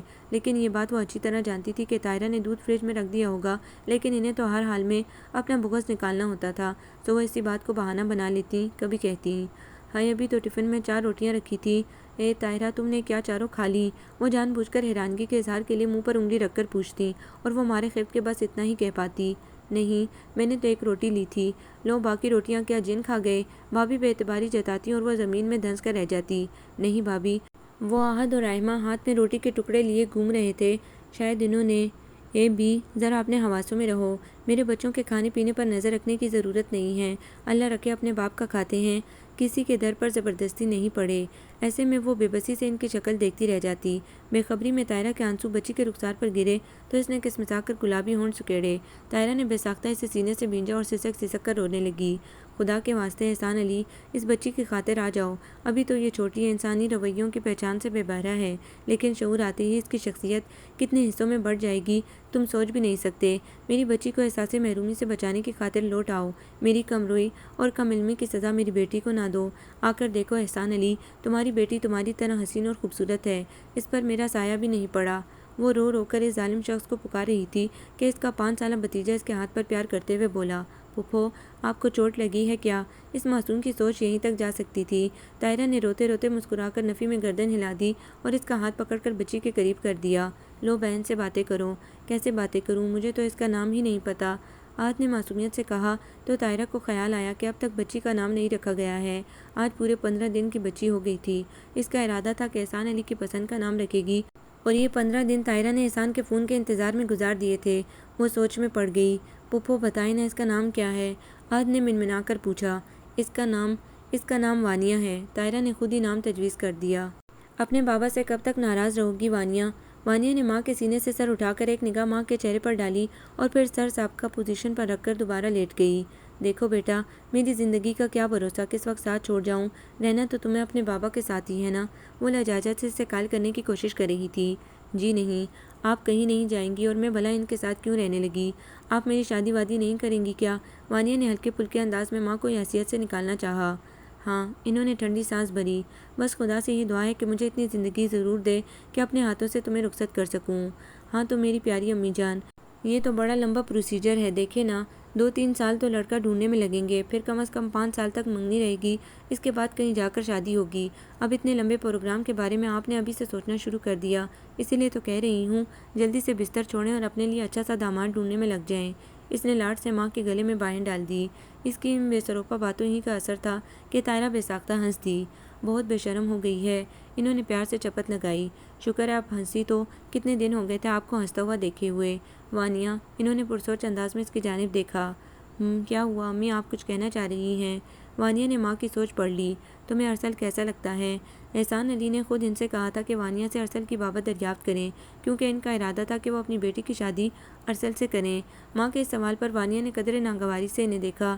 یا آپ نے کیوں پوچھا؟ یوں ہی اچھا لڑکا ہے نا، انہوں نے ٹال دیا۔ آپ کو اچھا لگ سکتا ہے، آخر آپ کے شوہر کا بیٹا ہے، لیکن مجھ سے ایسی حماقت کی توقع مت رکھیے گا، مجھے اپنے والد صاحب کے بیٹے سے کوئی دلچسپی نہیں ہے، وہ صرف ان کا بیٹا ہے، میرا یا آپ کا اس سے کوئی رشتہ نہیں ہے۔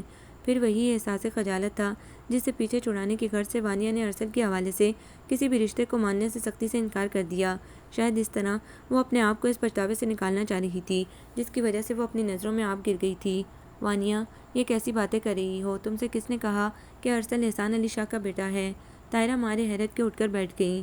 ان کے لہجے کی حیرت کو محسوس کرتے ہوئے وانیہ نے چونک کر ماں کی طرف دیکھا۔ وہ صابرہ بتا رہی تھی۔ صابرہ کو کیا پتا، اور تم گھر کی ملازمت سے ذاتی باتیں کرتی ہو؟ طاہرہ خفگی کا اظہار کیے بغیر نہ رہ سکیں۔ تو کیا ارسل بابا کا بیٹا نہیں ہے، ان کی دوسری بیوی کی اولاد؟ وانیہ ابھی تک بے یقینی کی کیفیت میں تھی۔ ہرگز نہیں۔ تمہارے بابا نے پہلے ہی دن ارسل کے بارے میں مجھے سب کچھ بتا دیا تھا۔ ارسل کے والد تمہارے بابا کے پرانے دوستوں میں سے تھے۔ امریکہ میں ان دونوں کی اچانک ملاقات ہو گئی۔ اس وقت ارسل کی عمر 9 سال تھی کہ اچانک اس کی ماں کا انتقال ہو گیا۔ وہ کینسر کی مریضہ تھی۔ اس کے مرنے کے ٹھیک 1 سال بعد ارسل کے والد کا زبردست ایکسیڈنٹ ہو گیا۔ جتنے دن وہ ہاسپٹل میں رہے ارسل تمہارے بابا کے پاس رہا۔ پھر اس کے والد بھی جانبر ہو نہ سکے۔ ارسل ویسے بھی تمہارے بابا سے کافی مانوس ہو گیا تھا۔ امریکہ میں ان کا کوئی رشتہ دار تو تھا نہیں۔ پاکستان میں بھی اس کے دادا دادی مر چکے تھے۔ ایک چچا تھا جو جاپان میں تھا، اسی لیے تمہارے بابا نے ارسل کو اپنے پاس رکھ لیا۔ انہوں نے اسے اولاد کی طرح پالا ہے اور ارسل بھی انہیں سگے باپ جیسی عزت دیتا ہے۔ طاہرہ کے تفصیل بتانے پر وانیہ نے استہزائیہ قہقہ لگایا۔ اوہ واٹ اے فلمی سچویشن، اس نے تمسخرانہ کہا۔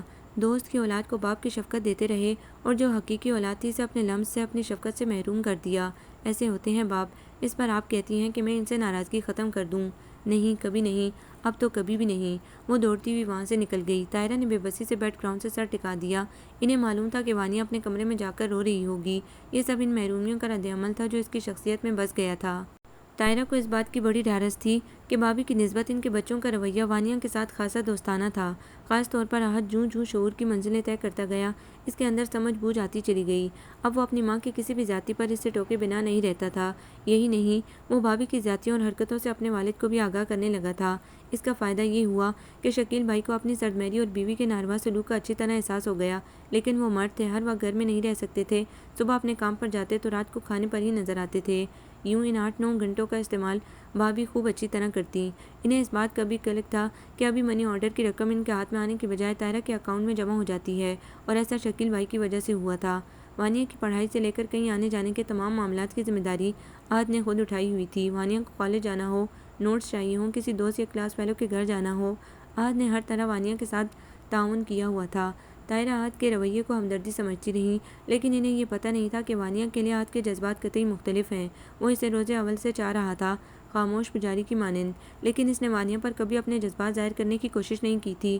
طبیعت میں گہری سنجیدگی ہونے کے باعث وہ وانیہ سے بات بھی محض ضرورتاً کیا کرتا۔ احد نے اپنے تمام جذبوں کو خانے دل میں رکھا ہوا تھا تاکہ وقت آنے پر ان جذبوں کو زبان دے سکے۔ یہ اس کے پیار ہی کی شدت تھی کہ جب احسان علی شاہ 20 سال بعد وطن لوٹے اور بیوی بیٹی کو لینے کے لیے آئے تو احد اپنے باپ کے سامنے جا کھڑا ہوا۔ نہیں ابو، پھپھو کہیں نہیں جائیں گی۔ اب خیال آیا ہے اس شخص کو کہ اس کی بیوی اور بیٹی زندہ ہیں۔ وہ شخص کیا اتنا بااختیار ہے کہ جب چاہے ان رشتوں سے کنارہ کشی اختیار کر لے اور جب چاہے اپنے تعلقات ایسے سرنو استوار کر لے۔ میری سمجھ میں نہیں آتا ابو کہ آپ خاموش کیوں ہیں؟ وہ بگڑ کر بولا۔ تمہاری بات ٹھیک ہے بیٹا، لیکن ہم طاہرہ کو زبردستی تو نہیں روک سکتے نا۔ دراصل طاہرہ خود جانا چاہ رہی ہے، حالانکہ وانیہ کی مرضی نہیں ہے، لیکن پھر بھی وہ بہرحال نہ سمجھ ہے۔ جو طاہرہ کو بہتر لگ رہا ہے وہ اسے کرنے دو۔ ویسے بھی اسے میرے گھر میں کون سے سکھ ملے ہیں جن سے بچھڑنے کا اسے دکھ ہو، اور پھر احسان کو بھی اپنی غلطی کا احساس ہو گیا ہے۔ اس نے میرے سامنے طاہرہ سے اپنی زیادتیوں کا اعتراف کر کے چلنے کو کہا ہے، اور ہم اس بات سے بھی انکار نہیں کر سکتے کہ احسان بے شک خود 20 سال تک نہیں آیا، لیکن ان گزرے ہوئے 20 سالوں میں اس نے اپنی بیٹی اور بیوی کے لیے ہمیشہ مناسب رقم بھیجی ہے اور فون پر خیر خیریت بھی لیتا رہا ہے۔ اس لیے ہم اسے یہ الزام بھی نہیں دے سکتے کہ وہ بیٹی اور بیوی کو بھلا بیٹھا تھا۔ شکیل احمد نے رسانیہ سے بیٹے کو سمجھایا اور احد اپنے بااختیار نہ ہونے پر ہاتھ مل کر رہ گیا۔ وہ چاہنے کے باوجود جاتے وقت وانیہ کو روک بھی نہ سکا، نہ حال دل کہا، نہ جذبوں کا اظہار کر سکا۔ صرف اتنا ہوا کہ گاڑی میں بیٹھنے سے پہلے وہ طاہرہ کے قریب آ کر بولا، پھپھو وانیہ کا خیال رکھیے گا۔ طاہرہ نے ایک کھوجتی نگاہ اس کے سرخ چہرے پر ڈالی اور پھر اس کے سر پر ہاتھ رکھ کر مسکرا دیں۔ ان کے جانے کے بعد وہ کتنے ہی دن تک بے چین رہا۔ ایک مرتبہ طاہرہ سے ملنے گھر گیا تو نہ جانے کیوں اسے احسان علی شاہ کی آنکھوں میں اپنے لیے ناپسندیدگی واضح طور پر نظر آئی۔ یوں اس نے دل پر پتھر رکھ کر اپنے آپ کو روک لیا، اس وقت تک کے لیے جب تک اس کے روشن مستقبل کی کوئی امید بھر نہیں آ جاتی۔ اور اب شاید وہ وقت آن پہنچا تھا جب اسلام آباد میں دیے گئے ایک پرکشش جاب کے انٹرویو کے بعد اس کا اپائنٹمنٹ لیٹر ہاتھ میں آیا تو وہ بے اختیار مسکرا دیا، اور یہ مسکراہٹ صرف جاب ملنے کی نہیں بلکہ وانیہ کو اپنا بنا لینے کے ارادے کی تھی۔ وہ سمجھا تھا کہ شاید اس کی امی کو اعتراض کریں، لیکن اس وقت اس کی حیرت کی انتہا نہ رہی جب امی نے اس کی بات سننے کے بعد کہا، میرے لیے اس سے بڑھ کر خوشی کی بات اور کیا ہو سکتی ہے؟ وانیہ میری آنکھوں کے سامنے پل کر جوان ہوئی ہے، اور میں جانتی ہوں کہ اپنی ماں کی طرح اس میں بھی ہر وہ خوبی ہے جو ایک اچھی لڑکی میں ہونی چاہیے۔ لیکن احد بیٹا، اس کے ساتھ ساتھ میں اپنے کیے پر بھی شرمندہ ہوں۔ جب سے طاہرہ گئی ہے مجھے رہ رہ کر اپنی زیادتیاں یاد آ رہی ہیں۔ پتہ نہیں مجھے کیا ہو گیا تھا، کیوں میں نے ایسا رویہ کیا جو میں طاہرہ کے سامنے اپنے بیٹے کی خوشیوں کے لیے جولی پھیلانے میں شرم محسوس کر رہی ہوں۔ پتہ نہیں ایسا کیوں ہوتا ہے کہ انسان کی آنکھیں اس وقت تک کھلتی ہیں جب وقت گزر جاتا ہے اور صرف پچھتاوا رہ جاتا ہے۔ لیکن تم فکر مت کرو، میں طاہرہ کے سامنے ہاتھ جوڑ کے معافی مانگوں گی، تمہاری خواہش پوری کرنے کے لیے ہر وہ شرط مانوں گی جو طاہرہ یا احسان بھائی سامنے رکھیں گے۔ امی نے اس کے اداس چہرے کی طرف دیکھتے ہوئے کہا تو وہ ایک دم بشاشت سے مسکرا دیا۔ وہ اپنی پھپھو کو بھی بہت اچھی طرح جانتا تھا کہ ان کا دل کتنا بڑا ہے، معاف کر دینے کا ہنر ان سے زیادہ اور کون جانتا ہوگا۔ ارسل کا زیادہ تر وقت باہر گزرتا اور اگر وہ گھر میں ہوتا بھی تو احسان علی شاہ کے ساتھ مل کر ان کے نئے نئے شروع کیے جانے والے بزنس کے بارے میں گفتگو کرتا نظر آتا۔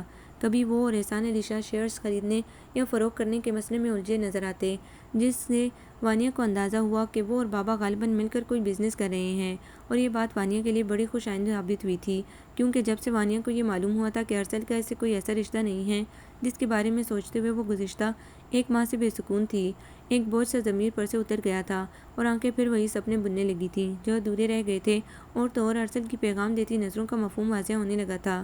بزنس میں ارسل کی حد درجہ دلچسپی اس بات کو ظاہر کر رہی تھی کہ اب وہ کبھی واپس نہیں جائے گا، لیکن اپنی تمام تر مصروفیت کے باوجود ارسل نے وانیہ کو نظر انداز نہیں کیا تھا۔ وہ اگر اکیلی لاؤنج میں بیٹھی چینلز پر چینلز بدل رہی ہوتی، ارسل آ کر اس کے ساتھ بیٹھ جاتا، اس کے ساتھ باتیں کرنے لگتا، رنگوں کی، پھولوں کی، خوشبوؤں کی، اور وہ محض ہاں ہوں کر کے گردن ہلاتی رہتی۔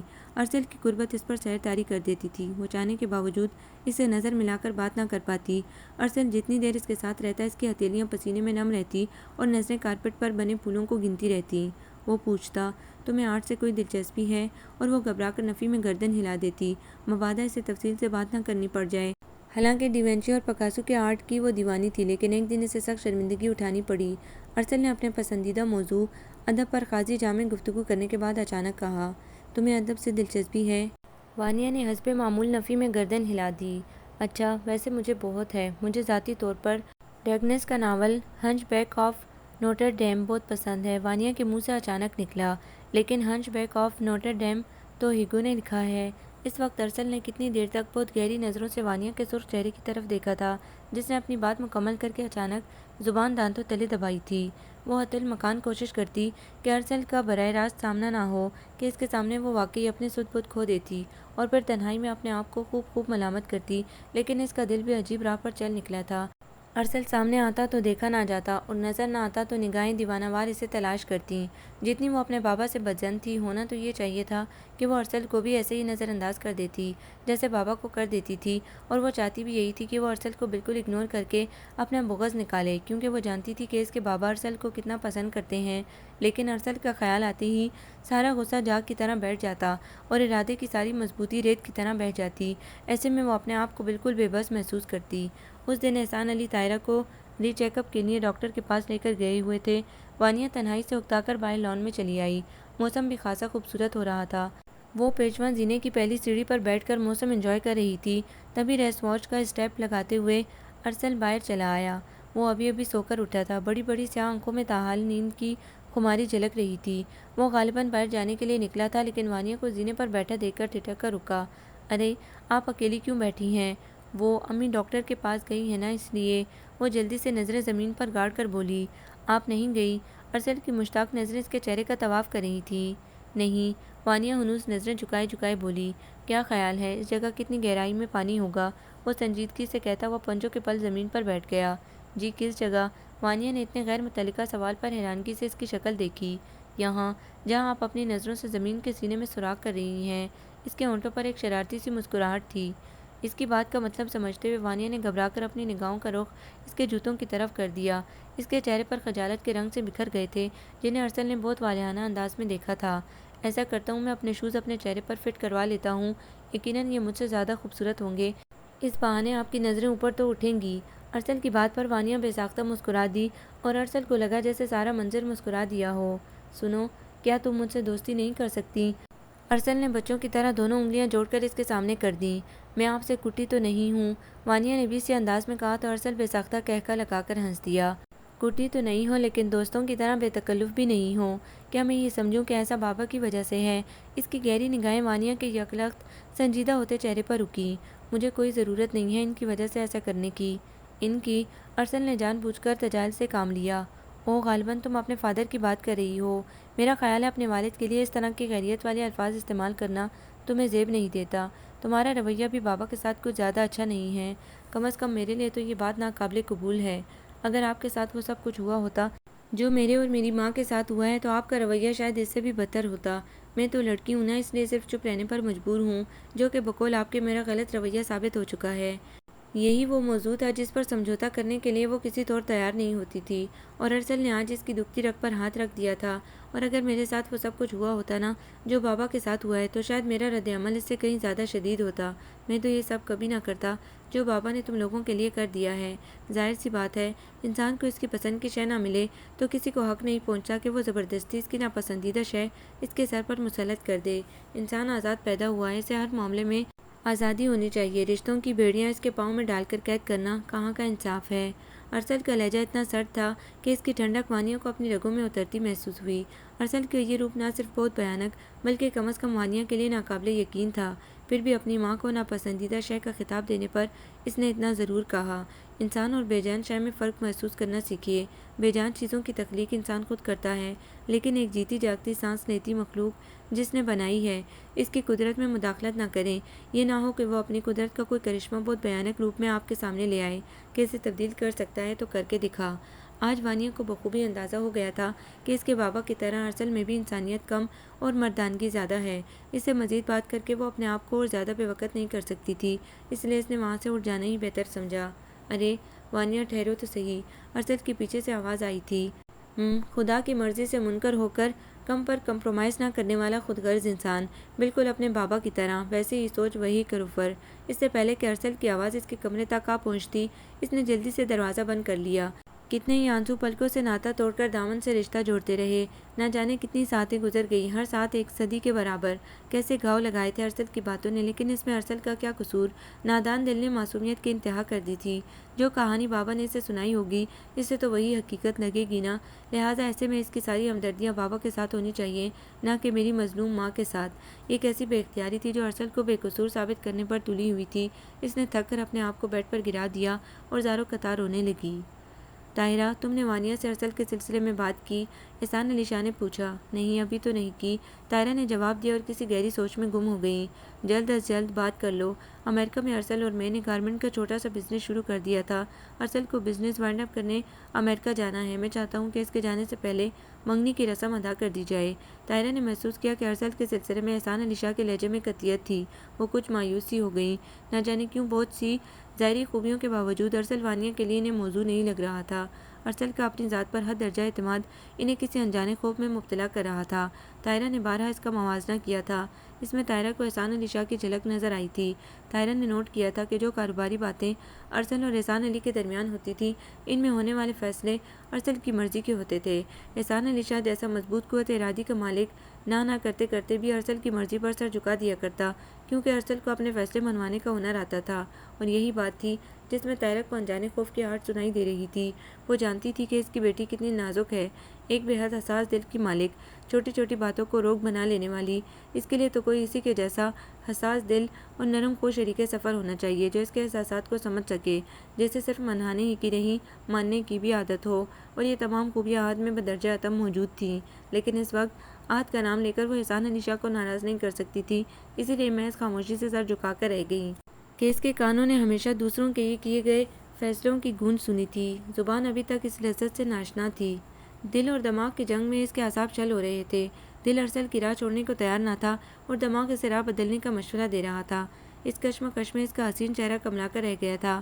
طاہرہ نے یہ بات شدت سے محسوس کی تھی کہ وانیہ پریشان اور دکھی ہے۔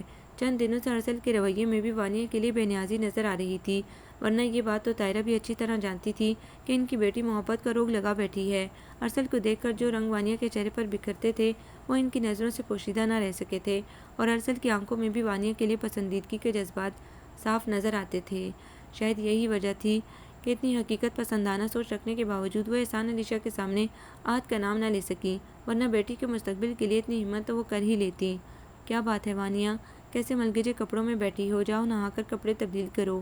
انہوں نے بے نیازی سے ناخن کھرچتی بیٹی کو دیکھ کر کہا۔ میرا دل نہیں چاہ رہا، وانیہ نے اسی پوزیشن میں بیٹھے بیٹھے جواب دیا۔ کچھ پریشان ہو؟ میں یہاں سے کچھ دنوں کے لیے جانا چاہتی ہوں ماموں جان کے گھر۔ وانیہ نے اچانک کھڑے ہو کر جواب طلب نظروں سے ان کی طرف دیکھتے ہوئے کہا۔ ہاں ہو آؤ، لیکن وہاں رکنے سے کیا تمہارا مسئلہ حل ہو جائے گا؟ انہیں وانیہ کے وہاں رکنے کی منطق سمجھ میں نہیں آئی تھی، تبھی بول اٹھیں۔ پتہ نہیں امی، لیکن میں کچھ دنوں کے لیے یہاں سے جانا چاہتی ہوں۔ ویسے بھی کل رحمہ کا فون بھی آیا تھا، میرے نہ آنے پر وہ شکایت کر رہی تھی۔ وانیہ نے الجھے انداز میں کہا تو طاہرہ نے یہی بہتر سمجھا کہ اسے کچھ دنوں کے لیے واقعی اس ماحول سے دور ہو جانا چاہیے جس کی وجہ سے وہ مرجھا کر رہ گئی تھی۔ ٹھیک ہے چلی جاؤ، طاہرہ نے اسے پیار سے لپٹاتے ہوئے کہا تو نہ جانے کیوں وانیہ کی آنکھیں بھیگ گئیں۔ اسے لگا کہ اگر وہ یوں ہی کچھ دیر اور ماں کے سینے سے لگی رہی تو اس کا پورا وجود اشک بن کر بہہ جائے گا۔ وہ جلدی سے پیچھے ہٹی تھی اور طاہرہ کو حیران سا چھوڑ کر اپنے کمرے میں تیار ہونے چل دی۔ ماموں جان کے گھر اپنا استقبال دیکھ کر وہ حیران رہ گئی۔ مومانی جان نے جو اسے گلے لگایا تو کتنی دیر تلک اس سے بھینجے کھڑی رہیں۔ وہ تو رحمہ نے وانیہ کو کھینچ کر الگ کیا۔ امی کم از کم مجھ سے تو ملنے دیں۔ وہ ایک دم وانیہ سے لپٹی تھی۔ وانیہ نے دیکھا مومانی جان بھیگی آنکھوں سے مسکرائی تھیں۔ ایسی محبت تو انہوں نے کبھی 20 سالوں میں بھی نہیں جتائی تھی جیسی کہ آج۔ اس نے تو اپنی مومانی کو ہمیشہ طعنے دیتے ہی سنا تھا، حالانکہ انہوں نے کوئی روایتی ظلم و ستم ڈھاتے ہوئے انہیں ملازموں یا محکوموں کی طرح نہیں رکھا تھا، مگر ان کا رویہ اتنا اچھا بھی نہیں تھا کہ وانیہ بھول جاتی۔ اب مومانی جان کی پذیرائی سے واقعی حیران کر رہی تھی۔ ان کا بس نہیں چل رہا تھا کہ وانیہ کو کہاں بٹھائیں، کیا کھلائیں۔ احد جوں ہی گھر میں داخل ہوا، دالان میں کھڑی ہنستی ہوئی وانیہ کو دیکھ کر حیران رہ گیا۔ بے اختیار اس کے ہونٹوں پر دلکش سی مسکراہٹ ابھری تھی، جس پر رحمہ مسکراتے ہوئے کھنکاری، میں راستے میں تمہارے بارے میں ہی سوچتا ہوا آ رہا تھا۔ احد اس کے سلام کا جواب دے کر وہیں کین کی کرسی پر بیٹھتا ہوا بولا، اچھا۔ وانیہ اسے رسمی سا جملہ سمجھ کر ہنس دی۔ اگر آپ اپنی وہ سوچ بھی بتاتے تو زیادہ بہتر نہیں رہے گا بھائی؟ رحمہ مسکرا کر معنی خیزی سے بولی تو احد نے گھور کر اسے دیکھا۔ دراصل یونیورسٹی میں ایڈمیشن شروع ہو گئے تھے، اس لیے میں سوچ رہا تھا کہ پتہ نہیں تمہارا آگے پڑھنے کا ارادہ ہے بھی یا نہیں۔ احد نے اپنی بات واضح کی تو رحمہ وہ کہتی کچن میں چلی گئی۔ اگر تمہارا ایڈمیشن کا ارادہ ہو تو پرسوں آ جانا، میں تمہیں لے چلوں گا، یا پھر اگر تم کہو تو میں خود فارم لے آؤں۔ ابھی 2-4 دن تو فی الحال میں یہی ہوں، اسی لیے میرا خیال ہے میں خود آپ کے ساتھ چلوں گی، وانیہ نے کہا تو احد اس کے رکنے کا سن کر ایک دم کھل سا گیا، ہونٹ آپ ہی آپ مسکرا دیے۔ وانیہ نے قدرے حیرانگی سے احد کے تاثرات نوٹ کیے تھے اور پھر کچھ نہ سمجھتے ہوئے رحمہ کے پاس کچن میں چلی گئی۔ وانیہ کو ماموں جان کے گھر آئے ہوئے دوسرا دن تھا، نہ جانے کیوں ہر بار فون کی بیل بجنے پر ایک موہوم سی امید دل میں اٹھتی کہ شاید ارسل امی سے فون نمبر لے کر اسے واپس آنے کو کہے، لیکن ہر بار اس کی آس شکستہ ڈور کی طرح ٹوٹ جاتی، جسے وہ امید کی نئی گرہ لگا کر جوڑنے کی کوشش میں لگ جاتی۔ جوں جوں وہ گزرتا جا رہا تھا اس کی آس کی ڈوری ہاتھ سے چھوٹتی جا رہی تھی۔ ماموں جان بھی اس کو دیکھ کر بہت خوش ہوئے تھے۔ جب سے وانیہ آئی تھی رات کے 2-2 بجے تک محفل سی جمی رہتی۔ آج بھی وہ ماموں جان اور مومانی کے ساتھ رات کا کھانا کھانے کے بعد خوش گپیوں میں مصروف تھی، جبکہ رحمہ کچھ مشکوک قسم کی سرگرمیوں میں مصروف تھی، کبھی کچن میں تو کبھی اپنے کمرے میں نہ جانے کتنے چکر لگاتی پھر رہی تھی۔ انہیں باتیں کرتے کرتے تقریباً 12 بج گئے، تبھی رحمہ اس کا ہاتھ کھینچتی بولی، چلو میرے کمرے میں آ جاؤ۔ وہ حیران سی اس کے ساتھ جو ہی کمرے میں داخل ہوئی، پورا کمرہ روشنی سے جگمگا اٹھا۔ کمرے کے درمیان میں رکھی ہوئی میز پر ایک کیک اور بوکے رکھے تھے، جبکہ میز پر گلاب کی پتیاں بکھری پڑی تھیں۔ احد ایک کونے میں کھڑا مسکرا رہا تھا، پھر وہ سب ایک ساتھ چیخے، ہیپی برتھ ڈے وانیہ۔ اوہ، اسے اچانک یاد آیا، گو کہ ابھی 17 جولائی کا سورج طلوع نہیں ہوا تھا، مگر 16 جولائی کی رات اختتام پذیر تھی۔ آج 17 جولائی تھی، اس کی سالگرہ کا دن۔ امی نے ہر سال اس کی سالگرہ منائی تھی، ہمیشہ یہی لوگ ہوتے۔ احد کیک لے کر آتا، رحمہ ٹیبل سجاتی اور ماموں جان پھول لیے چلے آتے۔ بس فرق تھا تو صرف اتنا کہ آج مومانی جان بھی سچے دل سے مسکرا کر اسے پیار کر رہی تھیں۔ امی بھی ہوتی تو کتنا اچھا لگتا نا، اس نے ایک دم اداس ہو کر کہا۔ میں نے تو انہیں سمجھایا تھا کہ صبح کر لینا سالگرہ، طاہرہ کو بھی یہیں بلا لیں گے، مگر یہ دونوں نہیں مانے۔ مومانی جان نے رحمہ اور احد کی طرف اشارہ کیا تو وانیہ آسودگی سے مسکرا دی۔ یہی وہ وقت تھا جس نے ارسل کی یاد کو بہت پیچھے چھوڑ دیا تھا۔ مومانی جان اس کے لیے جوڑا لائی تھی۔ ماموں جان ہمیشہ کی طرح نرگس کا بکے رحمہ اور احد نے اپنے اپنے گفٹس پیک کروا لیے تھے اور وانیہ کو کھولنے کی اجازت بھی نہیں دی، یہ اپنے گھر جا کر کھولنا۔ رحمہ نے جھٹ ہاتھ سے گفٹ لے کر واپس ٹیبل پر رکھ دیے۔ اس کے چاروں طرف محبتوں کی بارش ہو رہی تھی اور وہ اس میں سرتاپا بھیگ جانا چاہتی تھی بغیر کسی یاد کو دل میں جگائے۔ دوسرے دن صبح ہی صبح امی اسے لینے آ گئیں۔ آج میری بیٹی کی سالگرہ ہے، اس کا بھی انتظام کرنا ہے، مومانی جان کے روکنے پر امی نے کہا۔ لیکن امی میری سالگرہ تو ہو گئی، وانیہ نے ہنستے ہوئے ماں کے گلے میں بائیں ڈال دی۔ طاہرہ نے مسکراتی وانیہ کو دیکھ کر اطمینان کا سانس لیا۔ اچھا، اور ہمیں بلایا بھی نہیں، امی نے پیار سے شکوہ کیا۔ چلو بیٹا، مجھے بھی اپنی خوشی پوری کرنے دو۔ طاہرہ نے محبت سے اس کے بال سنوارے تو وہ کھلکھلاتی ہوئی اپنا بیگ لینے دوڑی۔ دور کھڑے احد نے والہانہ انداز میں اس کے چمکتے ہوئے چہرے کی طرف دیکھا تھا۔ امی نے گھر میں اچھا خاصا اہتمام کر رکھا تھا، حالانکہ بلایا کسی کو نہیں تھا۔ پھر احسان علی شاہ اور ارسل بھی چلے آئے۔ وہ یوں ہی بے نیازی سے کھڑی رہی، البتہ اس نے بابا کو سلام ضرور کیا تھا اور جواب میں انہوں نے اسے اپنے سینے سے لگا کر ماتھا بھی چوما تھا۔ Many many happy returns of the day. Arsal نے بغیر مسکرائے اس کے ہاتھ میں بوکے تھمایا تھا جسے وانیا نے بے نیازی سے ٹیبل پر ڈال دیا۔ Thank you. دل نے تھوڑی سی آو بکا کرنے کی کوشش کی تھی جسے وانیا نے سختی سے کچل دیا۔ تمام کاموں سے فارغ ہو کر جب وہ اپنے کمرے میں آئی تو احد اور رائمہ کے دیے ہوئے گفٹس کا خیال آیا اور اس نے جلدی سے رائمہ کا گفٹ کھولا۔ اندر خوبصورت سا بریسلیٹ چمک رہا تھا۔ اس نے جھٹ ہاتھ میں پہن لیا۔ احد کا گفٹ کھولا تو سب سے پہلے اس میں موجود کارڈ پر نظر پڑی۔ کوئی وعدہ نہیں ہم میں، نہ آپس میں بہت باتیں، نہ ملنے میں بہت شوخی، نہ آخر شب منا جاتی، یہ سارے دل ربا منظر، طلسمی چاندنی راتیں، سنہری دھوپ کے موسم کے ہلکے سکھ کی برساتیں، سبھی ایک ضد میں رہتے ہیں، مجھے بھی ہم یہ کہتے ہیں، محبت یوں نہیں اچھی، محبت یوں نہیں اچھی۔ درمیانی چند مصروں کے بغیر نامکمل اس نظم کو اس نے کئی بار پڑھا اور ہر بار دل نے دھڑک کر اس کے پر اثر ہونے کا دعویٰ کیا۔ محبت کیا ہے؟ وہ جو ہم کسی سے کرتے ہیں یا پھر وہ جو کوئی اور ہم سے کرتا ہے؟ کون سی محبت سکھ دیتی ہے اور کون سی دکھ؟ اس نے حیرانگی سے سوچا اور پھر ارسل کا خیال آنے پر جو آنسو اس کی ہتھیلی پر ٹپکا اس نے سمجھا دیا کہ کون سی محبت دکھ دیتی ہے اور کون سی سکھ۔ امی اور بابا غالباً کسی اہم مسئلے پر گفتگو کر رہے تھے کیونکہ ان کی باتیں کرنے کی آوازیں نیم نوا دروازے سے باہر آ رہی تھیں۔ اپنا نام سن کر وانیا چند قدم آگے بڑھ آئی۔ دیکھو طاہرہ، تم نے وانیا کو اب تک اپنی مرضی سے پالا پوسا ہے لیکن یہ مت بھولو کہ وہ میری بھی بیٹی ہے، لہٰذا اس کی زندگی کا فیصلہ کرنے کا مجھے پورا اختیار ہے۔ مجھے تو تمہاری بات سن کر حیرت ہو رہی ہے، تم ماں ہو کر یہ بات نہیں سمجھ سکی کہ ارسل کے لیے وانیا کے دل میں کیا جذبات ہیں۔ تمہاری طرح تمہاری پسند بھی اس درجے کی ہے۔ وہ تمسکرانہ ہنسے۔ لیکن وہ میری بیٹی ہے، میری طرح اعلیٰ سوچ رکھنے والی، اچھی شے پانے کی خواہشمند، اور وہ تمہارا بھتیجا، کیا نام ہے اس کا؟ ہاں احد۔ کیا ہے اس لڑکے میں اور مستقبل کیا ہے اس لڑکے کا؟ وہ صرف دوسروں کی نوکریاں ہی کر سکتا ہے جبکہ ارسل ایک شاندار مستقبل کا مالک ہے۔ اس کی سوچ عام مردوں کی طرح عورت اور بچوں تک محدود نہیں ہے۔ وہ ان مردوں میں سے ہے جو حقیقتاً ستاروں پر کمند ڈالتے ہیں۔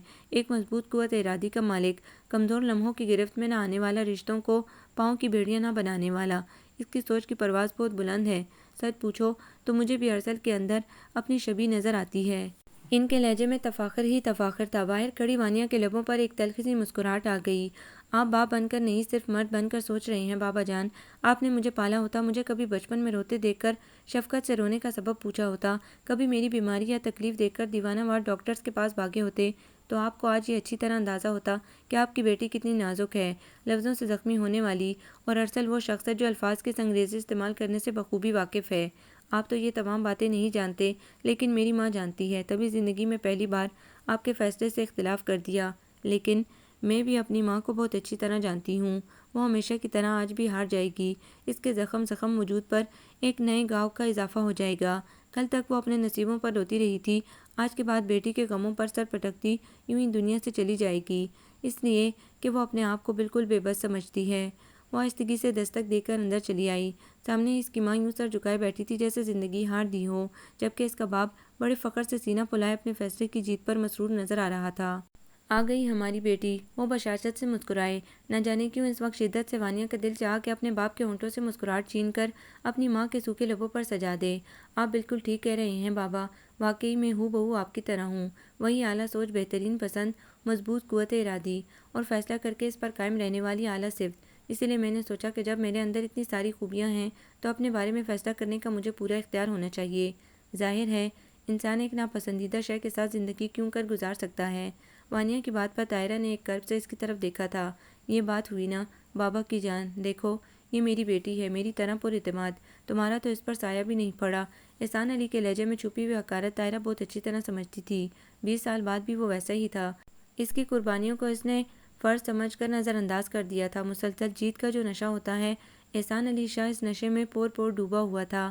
جی بابا، میں نے بھی تو یہی کہا ہے کہ میں بالکل آپ پر گئی ہوں، فیصلہ کر کے اس پر سختی سے قائم رہنے والی۔ اس وقت وانیا نے ماں کے دھواں چہرے پر ایک نظر ڈالی جو بے بسی سے سر جھکائے ہونٹ کاٹ رہی تھی۔ میں جانتی ہوں بابا کہ آپ مجھ سے بے حد محبت کرتے ہیں اور ارسل صاحب کو میرے لیے منتخب کر کے یقیناً آپ نے میرا بھلا ہی سوچا ہوگا، لیکن بات یہ ہے بابا کہ ارسل جیسے شخص کے لیے تو آپ کو ایک اور طاہرہ ڈھونڈنا ہوگی جو اس کے ہر جائز اور ناجائز حکم پر بے زبان جانور کی طرح سر جھکا سکے، جو اس کے فیصلوں سے اختلاف کرنے کی جرات نہ کر سکے، جو صرف محبت دینا جانتی ہو، محبت لینے پر اس کا کوئی اختیار نہ ہو، جو اپنے من کو انگاروں سے بھر کر اس پر ٹھنڈے بادل کی طرح ہر دم سایہ فگن رہے۔ احسان علی شاہ نے قدر ناگواری سے اس پر ایک نظر ڈالی اور آخر میں ان کی کینتوز نظریں طاہرہ کے حیران چہرے پر جم گئیں اور وہ بے قصور ہوتے ہوئے بھی جلدی سے نظر چرا گئیں۔ لیکن بابا، میں تو آپ کی بیٹی ہوں نا، پھر بھلا میرے اندر یہ تمام خصوصیات کیسے پیدا ہو سکتی ہیں؟ مجھے تو اپنی عزت نفس اپنی زندگی کی طرح ہی پیاری ہے، اور میں جانتی ہوں کہ میری عزت نا اور میرے وقار کا بھرم آج سے زیادہ بہتر طریقے سے اور کوئی نہیں رکھ سکتا۔ اپنی بات مکمل کر کے وانیہ نے ایک بھرپور نگاہ ماں کے چہرے پر ڈالی، جن کے چہرے پر اب کوئی خوف نہیں تھا۔ ان کے ہتھ کھلے لبوں پر مبہم سی مسکراہٹ تھی، جسے دیکھ کر وانیہ کی روح تک سیراب ہو گئی۔ شاید یہی وہ مسکراہٹ تھی جو کچھ دیر پہلے اس کے بابا کے لبوں کی ملکیت بنی ہوئی تھی۔ یہ دولت اور ملکیتیں بھی بھلا کبھی کسی کی دوست بنی ہیں؟ اس نے استہزائیہ سوچا اور کمرے سے باہر نکل گئی۔